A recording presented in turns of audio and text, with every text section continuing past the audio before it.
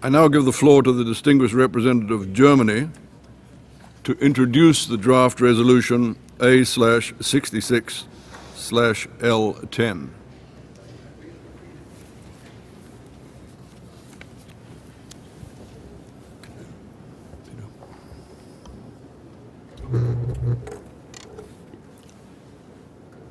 Mr. President, Excellencies, distinguished colleagues, it's an honor for my country to introduce this year's draft resolution on the situation in Afghanistan.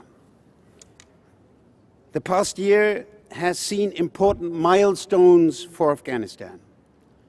Germany, as the facilitator, would like to take this opportunity to highlight the 5 key messages of this draft resolution.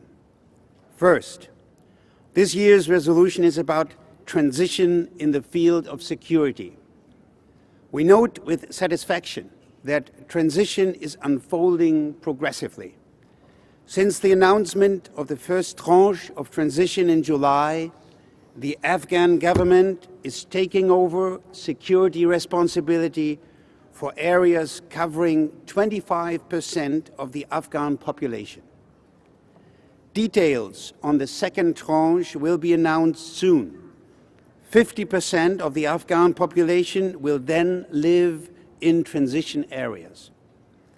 As we keep mindful of the continuously volatile security environment and the many challenges connected to it, 10 years after the end of the Taliban rule, there is, for the first time, a clear timeline, and there is a clear international strategy for a phased but complete transition of lead security responsibility to the Afghan National Security Forces based on clear criteria. The focus of this resolution is on improving the operational capabilities of the security forces with increasing emphasis on training. In the security sector and elsewhere, one of the keys for sustainable progress lies in the empowerment of the Afghan people and institutions. This is where our priority rightly belongs.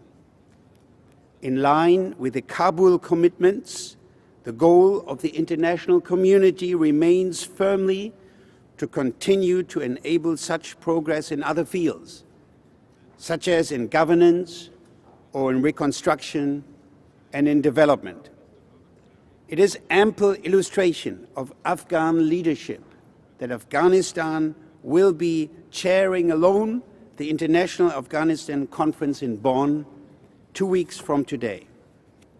My second point: this year's resolution is about long-term commitment by the international community. Today, the General Assembly will send more than a renewed message of solidarity. We underline that Afghanistan can count on the long-term support for the United Nations and its member states, much beyond the target date for transition at the end of 2014. The core of this year's resolution is therefore about linking the past 10 years to the next 10 years. And international support will be required after that. The title of the Bonn Conference, From Transition to Transformation, underlines this international resolve. As we undergo transition, and for some considerable time thereafter, the role of the United Nations in support of Afghanistan will remain pivotal. My delegation is therefore grateful that the Secretary General has accepted the invitation to lead the United Nations delegation at the Bonn Conference. A rapidly changing environment requires flexibility and constant adaptation, also from the United Nations. In the resolution, we look forward to the results of the upcoming review of the mandated activities of the United Nations Assistant Mission and of the United Nations support, as stipulated in Security Council Resolutions 1974. The review will be complex, but my delegation is certain that it will contribute to further improving the way we support Afghanistan in line with United Nations best practice and in line with Afghan priorities. Security considerations will remain one important aspect of the review. In light of this year's fatal attacks, including against the United Nations, which we condemn in the strongest terms, the resolution urgently reminds that best possible protection for women and men working for the United Nations and other development and humanitarian workers must remain our absolute priority. It must also be a priority for us to not allow transition to divert our view from our long-term objectives, be it with regard to democratization, the rule of law and human rights, or be it with regard to fighting poverty or to supporting socio-economic development. The list could be continued. It is not a coincidence that over the years, the Afghanistan resolution before you has developed into a comprehensive, long-term development agenda. Two important steps have recently been accomplished. In the draft, the General Assembly welcomes both the settlement of the impasse over the last year's elections and last week's announcement of an important new 3-year IMF program. The draft resolution also rightly emphasizes the role of women. Much has been achieved. Germany considers it a further strong signal that the Afghan government has assured that 25% of the Afghan delegation at the Bonn conference will be women. Also, civil society as a whole must be heard. After a comprehensive domestic process led by the Afghan Independent Human Rights Commission, 2 elected civil society representatives, a woman and a man, will be given a prominent opportunity to directly address the conference. My third point. This year's resolution is about support to a peace and reconciliation process. Progress in both security and development will not be achievable and certainly not be sustainable without a comprehensive and inclusive Afghan-led process of political reconciliation and reintegration. After the murder of the head of the High Peace Council, Professor Rabbani, the draft resolution stresses the need for calm and solidarity in Afghanistan and the need for all parties to reduce tensions.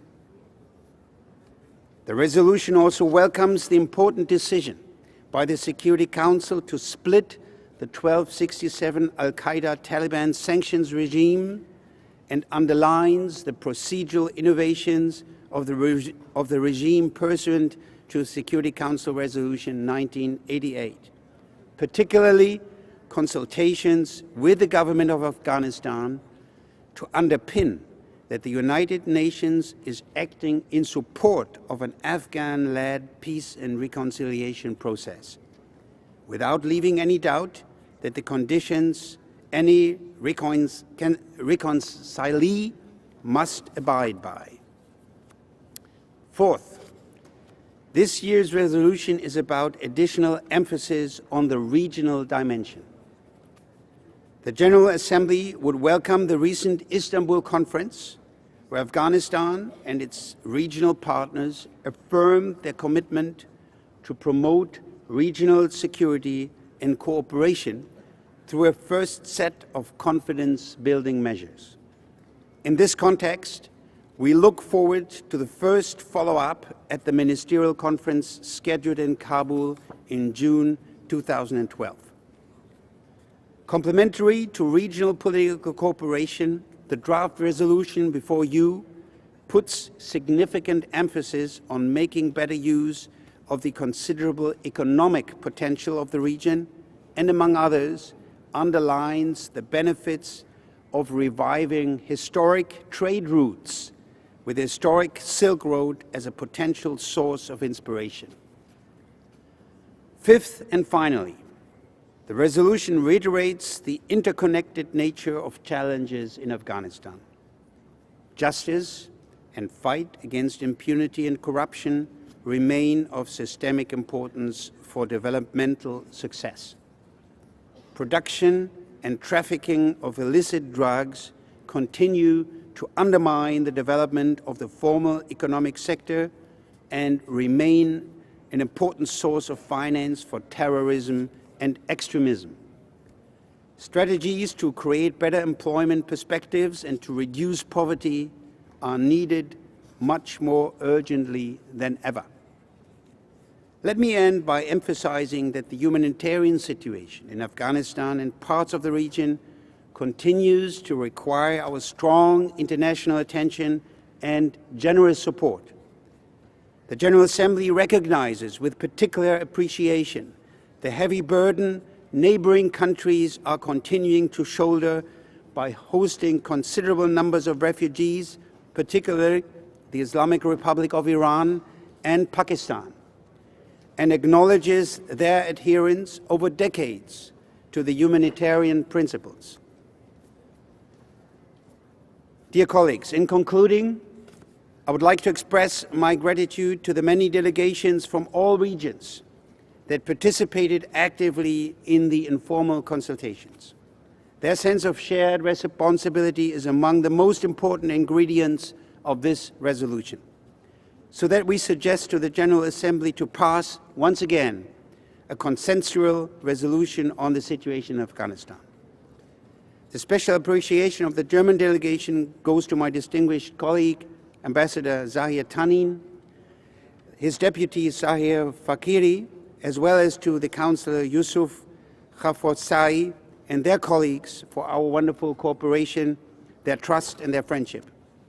Germany also thanks wholeheartedly the whole United Nations family in Afghanistan and their headquarters for their outstanding work. I thank you very much, Mr. President. I thank the distinguished representative of Germany.